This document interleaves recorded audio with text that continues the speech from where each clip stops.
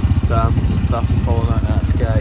Serious amounts of rain. This is the bottom end of the grass fields. So as you can see, it's quite wet down there. Field of wheat over there at yard 3. The water has just sliced a track through it. As you can see, we've got a batch of hens going out today. Over the next 2 weeks, needs cleaned out and washed down. The joys. Getting ready, there's a squad of catchers coming. Catchers 2,100, 2,200 hens in there. Package. Transfer box. You beauty. Big thank you to Sean, who's gifted it to the cause to get that thing back up and running. And a big thank you to Lawrence, who picked it up for me. Absolute champs. Anyway, now, to get that fitted into that thing. So it's the same ratio. Transfer boxes came out the old one. Well, still to take it off. Inspection plate, I've had that off. Everything turns, it's covered in nice oil. There's no metal shavings. You beauty. And then go back to the other direction. There you go, try that now. So, Defender update. It is making progress now. New to me transfer box. I'm just trying to figure out how it all works. I've not done a transfer box before. This mechanism here is your diff lock. So that locks this mechanism that runs through here, which controls this output and that output. So that's the rear output to rear wheels. This is the output to the front wheels, and there's a lever in the cab that changes that to lock that in place, lock that diff. So that's what that mechanism does. There's also a mechanism here. This mounts on there, and that lever controls that pin there, which I'm not 100% sure is moving correctly. So right now it's right in the middle, and I think it needs to go more that way, but it doesn't want to go more that way. I'm hoping that's the neutral position and not that position, because I cannot get it to go any further than that. I cannot quite get this with a chisel to move back and forward correctly, but I'm hoping that's just because I'm not like pushing on it right. And that mechanism is for a low and high box. So when it is depressed all the way that way, the ratio is different to when it is pressed completely this way. So you've got a low and a high box.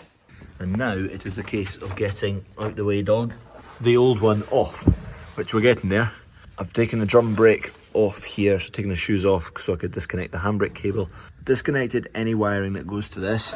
I've taken out the bolts onto the chassis mount here, and now I think I've got 2 bolts out the bottom here, and I think I've either only got 2 at the top or 3 at the top bolts to go until this is free and will come out. And if you are new around here, the reason this needs changed is because of that monstrosity. Lovely. That's your selector gear there for low and high box. That's the drive gear there. And then this collar runs over the top of those wee gears, which someone tell me why there's only so little of them. And then there's another set of those gears under this side, which would engage these gears, if that makes sense. So I've got a low side, which will be, how do I figure this out? This is going from a big gear to a small gear. This must be high. So a few rotations of that equals a lot rotations of that. And this must be low, because a few rotations of that leads to less rotations of this. I think I'm correct. So high box, low box. Kev's been giving me a hand here for a few hours. He's into bikes more, but mechanics and whatnot, so he's got a decent understanding, so he's been quite helpful. And we're getting there. If you do something right the first time, you've done it before. Hen's going. I'm still in catch-up mode, so you're just getting snippets. Putting vegetable oil on the feed chain. Just means once we split this all apart and we go to wash it, chain rusts up a lot less, and then getting it moving again once we've got hens is a lot easier. Definitely works. And because we've got the farm shop, we've got loads of oil, no bother. I'm away digging! There's a gateway here into this field, and a ditch runs here, piped under the gateway. And the water's not getting under the gateway, it's spilling up and over, and it's just running down the field. So you can see when it's been in fast flow, it's just flushed all the material out the top. Anyway, we'll have a look in here. Who's put that bush there?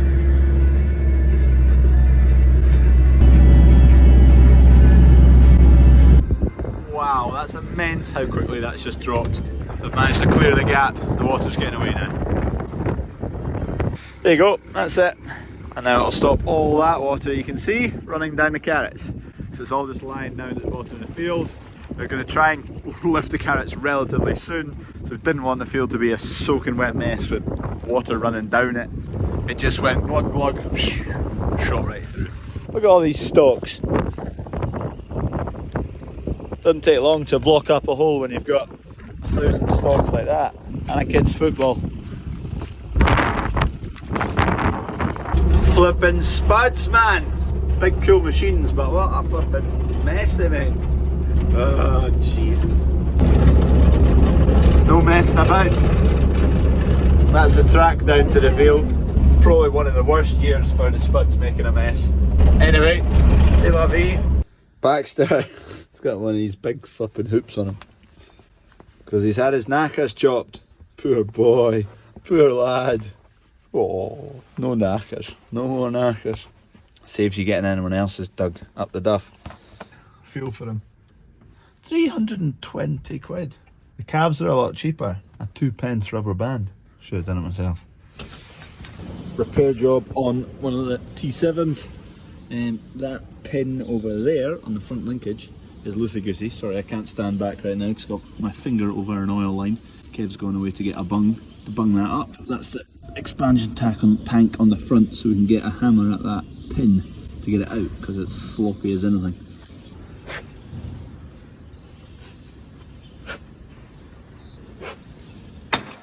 Hey. The right thing came out. Yeah, it's still coming. Yeah.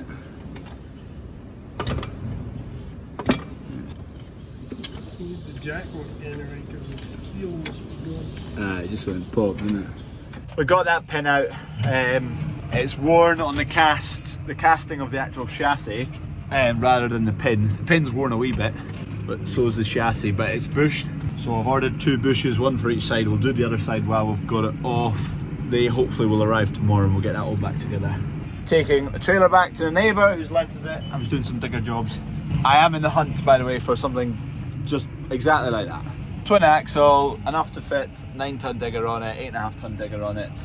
Manual ramps, either hydraulic or air brakes. If anyone knows of anything kicking about that's reasonably priced, don't be spending too much money on it for the sake of just shifting the digger about every so often. We will use it for other things, but I am in the hunt. So if anyone knows of anything relatively local, somewhere in Scotland, maybe suitable for a 9-ton digger. Right, the front end of this tractor. Ordered new bushes for those pinholes. We've got one pin out. This was the side that was sloppy and needed looked at, so it's needing a new bush. We're just going to replace the other bush at the same time. Need to get that pin out though. So I'll do that, and hopefully at some point today some bushes will arrive in an agricar. We could probably do with getting this tractor back up and running for tomorrow. It's almost impossible to get a decent line to get something, a punch and welly it with a hammer to get these pins out. So what we did on the other side was put a bottle jack in here with a nut pushing against the pin, and that seemed to work over here. So same again on this side, but it's damn stiff. Needs a good big hike. Ooh. Ooh. A cheater bar is required. Ooh, yeah.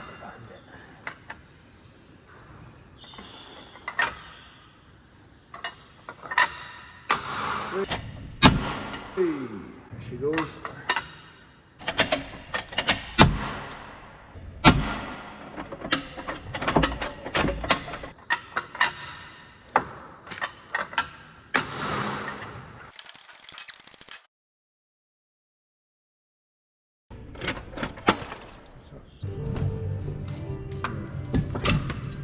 That looks a mess, doesn't it?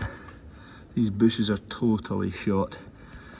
So I'll get all that out. Just had a text message to say the new bushes are here, so perfect timing. There you go, there's the shrapnel that's left over from what was a bushing. Goosed and goosed.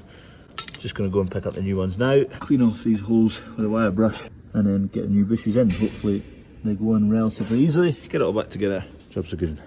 I forgot about flipping ordering the pins, so I'm hoping they've got them in stock, because as you can see that's fairly worn. Clearly no grease has been getting to this one. There's grease getting to the other pin, but this one is this is why you should always grease your joints, guys.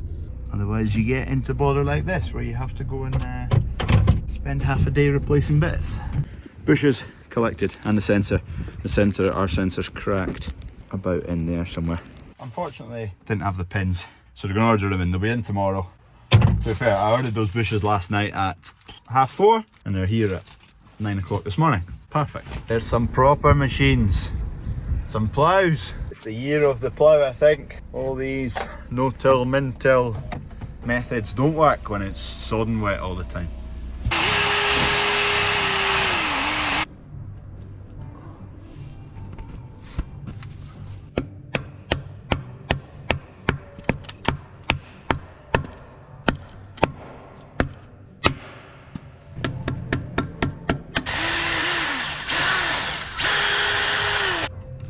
Ooh, that's not a tight fit. Ah, bugger. Ah. As you can see, new bushes, but I've actually worn the castings. Bugger. Shit. What do you do in that case?